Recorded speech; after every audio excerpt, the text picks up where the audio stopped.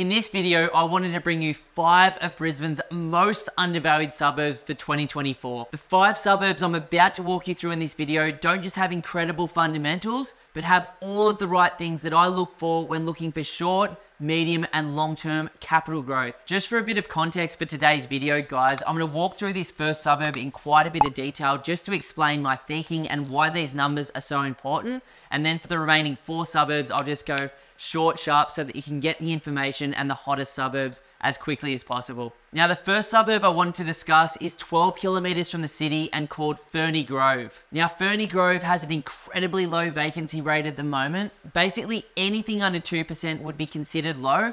This is literally 0.25% right now, which is insane. What I love about this suburb is the average household income is well over $100,000 per year per household, which means people are going to have some money left over once they pay their mortgages or their rents, and that money can flow back into the local community through renovations, knockdown rebuilds, and improving the local area. Another thing that I love is the percentage of renters is extremely low. So when you see 22% renters, it means that 78% of people living in the suburb are owner-occupiers that are earning too much money for their own good, and that money goes back into the property prices. Like I mentioned, this suburb's extremely close to the city and has a huge amount of private infrastructure going in there at the moment. Fernie Grove has great access to schools, some of the best in the city, great access to transport, as well as a train line close by. Now, another one of the indicators that I look for when looking for short-term and medium-term value is the 10-year growth rate. Now, when I looked at Brisbane and the homely data from 1976 to 2016, I found that the average property, when you looked at the total return divided by that 46-year period, meant that house prices in Brisbane went up by 9.7% per annum. Now, when I look at some more recent data from the likes of Simon Priestley over there at Propertyology, when he looked at the last 50 years up until the end of 2022, he found that Australia's capital cities, including Brisbane, had averaged about 8.2% per annum. Now, when I see an average annual growth rate well below those numbers, it says to me that the market hasn't fully priced that area yet, and there's still some great potential for growth ahead. The last thing that I look at is called the DSR score, or the demand to supply ratio score. Generally, we want to be buying as an investors with a DSR score between 55 and about 75 out of 100. Basically, the rule with DSR is the closer it gets to 100, the hotter the area gets. So when it's between 55 and 75, it means that there's pressure. And if that pressure remains, we should see short-term growth. Now, the second suburb, and what I believe could be the most undervalued in all of Brisbane right now, is a suburb called Thornlands. It's on the southern side of the city, on the beaches down there, about 25 kilometers from the CBD.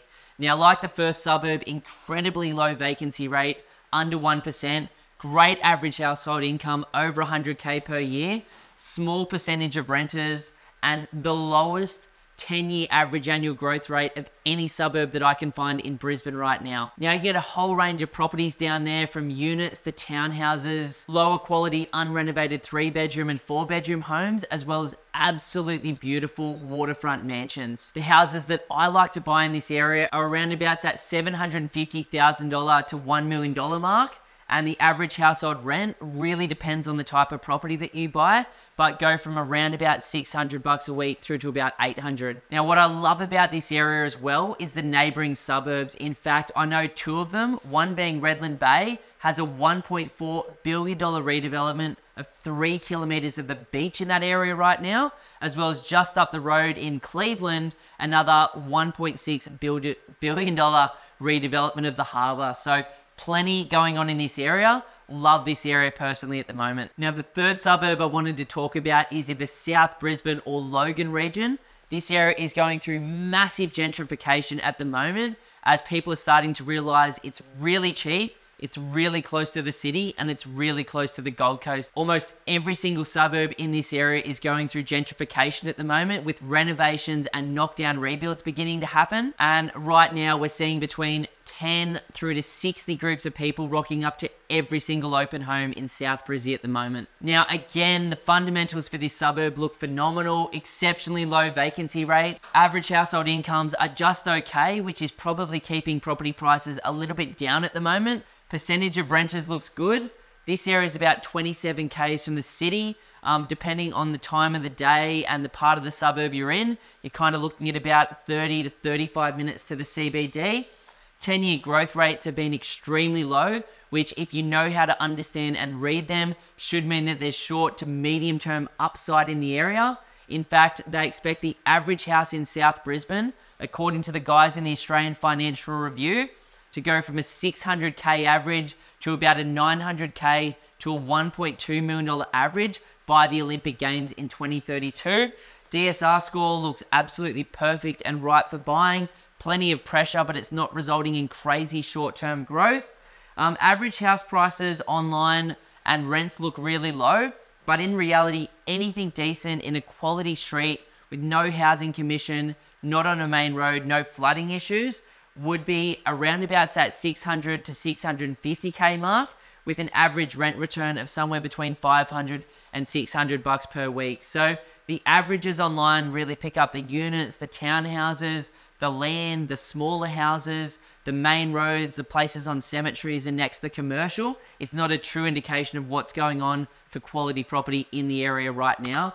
Very, very, very good suburb over the next 10 years. Now, the fourth suburb is one called Bundamba, which is about 26 kilometers to the southwest of the city, or through that Ipswich corridor. Now, Ipswich, like South Brisbane, has historically been considered a cheap area, and therefore people have invested closer to the city, on the north side of the city or the beaches of Brisbane. But this area is hotter than anywhere in the city right now because it is so affordable. So many young families and maturing families are moving out to the area, as are the first home buyers that are trying to get their little piece of Brisbane before it gets too expensive. Now, if we're looking at a property of this sort of quality, 26 k's to the southwest or northwest of Sydney, we'd be looking at paying somewhere between 750k and $1.5 million, depending on the suburb right now. The government's proposing the first fast lane railway from Ipswich to the CBD centre, which, if it goes through before the Olympic Games, will take 22 minutes to get from door to door.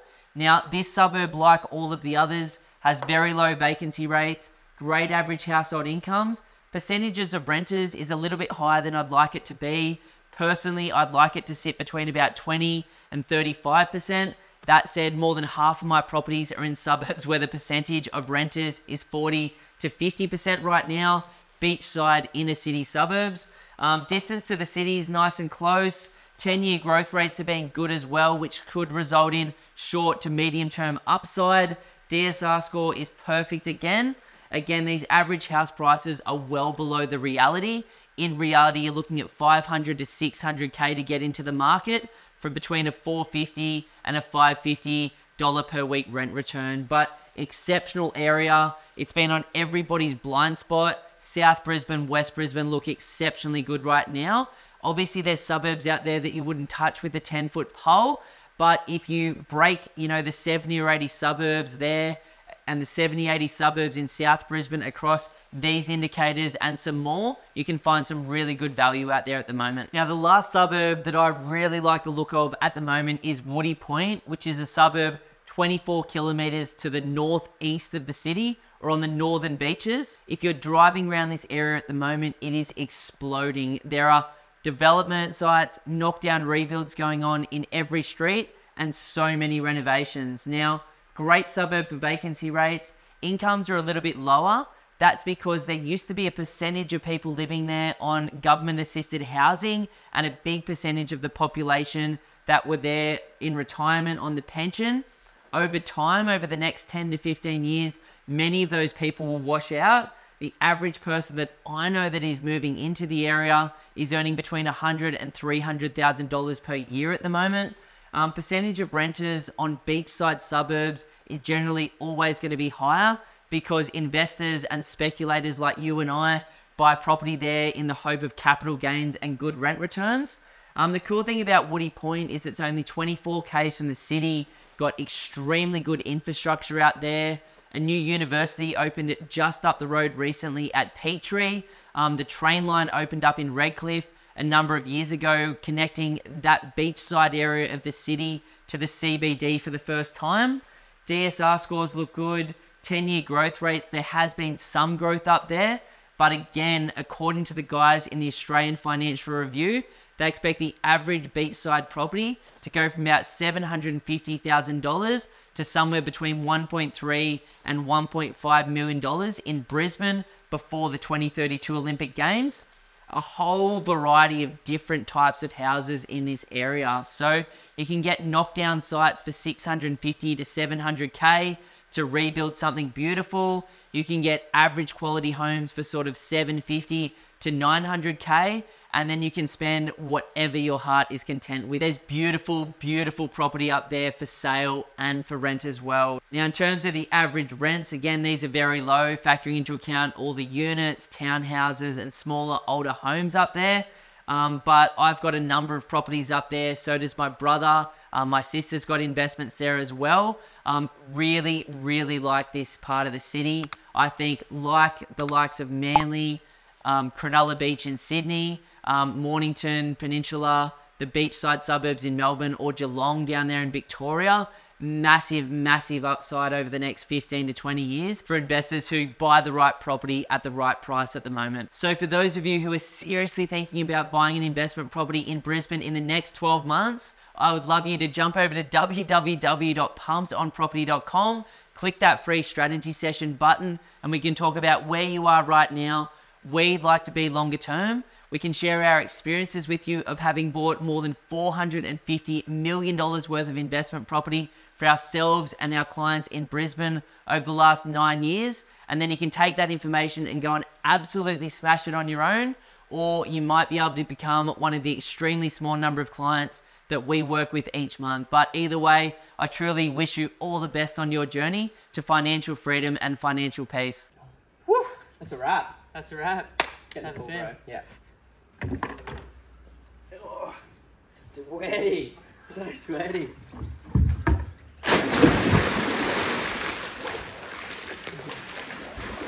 Oh, that's good. Look at that. So nice, eh? Oh.